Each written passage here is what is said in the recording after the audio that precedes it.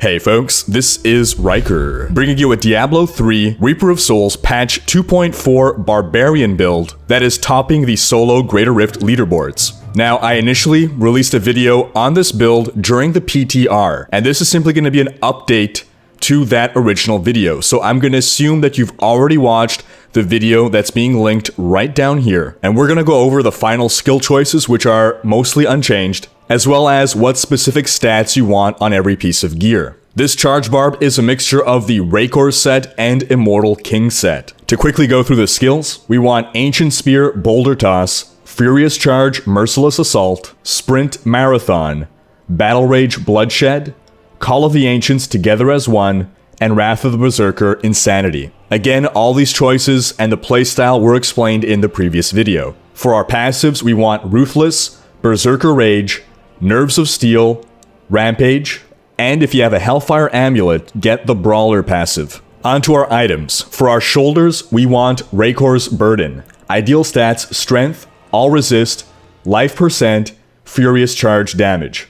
You might wonder why life percent versus vitality. Well, with the way things are being spec'd here, getting life percent actually nets you a little bit more toughness than vitality, but if you roll vitality instead, it's almost as good. For your helm, you want Immortal King's Triumph. Ideal stats, Strength, Vitality, Crit Chance, a socket with a diamond in it, and as a secondary stat, some other resistance. Again, this build is for pushing high Greater Rift, so you'll notice that we're speccing for a lot of defensive stats. The ideal amulet will be a Hellfire Amulet. The ideal stats on a Hellfire will be physical damage, crit chance, and of course a socket. For our gloves, we want Raekor's Wraps. Ideal stats, Strength, Vitality, crit damage, crit chance, and a secondary resist. For our chest, Immortal King's Eternal Reign.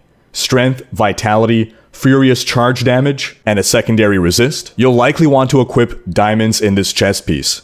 Again, for solo Greater Rift pushing, if you're really trying to get high up there, you'll find that this build can be kind of squishy, so we're really trying to squeeze out that extra toughness. However, if you're doing easier content or find you don't need that added survivability, feel free to add rubies for extra damage. For our bracers, we want Ancient Parthan Defenders. Physical damage, intelligence, vitality, critical hit chance, and a secondary resist. For our rings, we want focus and restraint. Strength, crit damage, crit chance. This should go without saying at this point, but wherever you can, stack secondary resistances on your gear. That said, they are not a priority over the main stats. Your first priority should be getting the main stats right. If you can also squeeze in a secondary resist, great, but don't sacrifice a main stat for a secondary resist. For your belt, Immortal King's Tribal Binding, Strength, Vitality, All Resist, Life percent. For your pants, Raekor's Breeches, Strength, Vitality, All Resist, and put diamonds in there. For your boots, Immortal King's Stride, Strength, Vitality, All Resist, Armor. This is assuming that you can max out your movement speed with Paragon points. If not, sacrifice armor for that move speed. You always want to have 25% move speed in total. Lastly, for your weapon, Immortal King's Boulder Breaker, percent damage, strength, vitality, Call of the Ancients damage, and using a Ramaladni's gift, add an additional socket and put an emerald in there. In your cube, you want the Standoff, Vile Ward, and Ring of Royal Grandeur.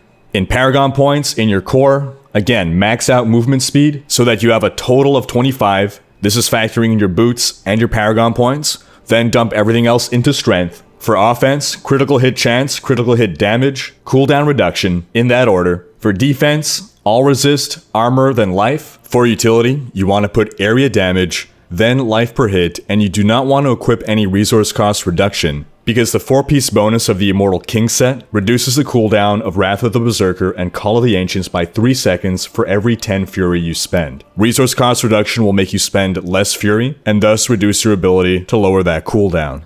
For your legendary gems, you want Bane of the Trapped, Esoteric Alteration, and Bane of the Stricken. That wraps up this guide. Thanks for watching. Let me know what Barbarian build you're running with. Check out these other videos. And if you enjoyed this one, share with friends, leave a comment, hit like, and subscribe to join Rhykker's Raiders. You've got quite a treasure there in that Nintendo GameCube. To find out how you can get me to say something random at the end of my videos, check out my Patreon rewards.